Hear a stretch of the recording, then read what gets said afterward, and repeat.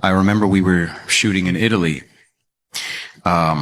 just before Jesus starts the Via Dolorosa, the Way of the Cross, carrying the crossbeam, and Jesus is he's getting beat up by the guards, and then they crown him with thorns.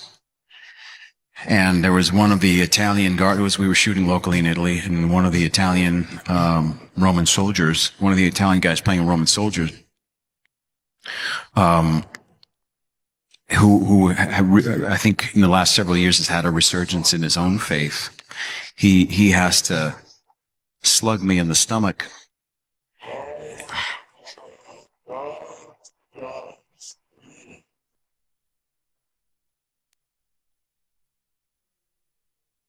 And he came over to me, and he was in tears. He's like, "I'm so sorry.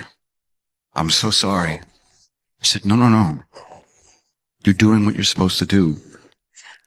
But it felt like he was apologizing to me as Jesus for having to do this, for him as a person having to do this to Jesus.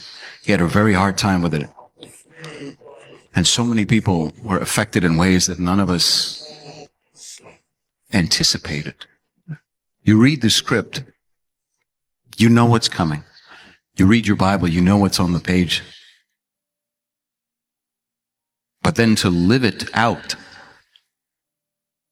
even as a portrayal, it takes his passion to a whole other level. And the commitment as an actor, as an artist, as a performer, to doing this authentically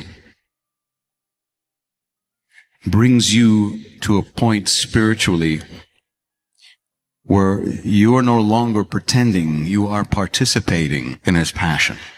And you have to reconcile that within yourself, either as a character playing Jesus, as an actor playing Jesus, as a Roman soldier, as one of the women crying, as the disciple John standing at the foot of the cross.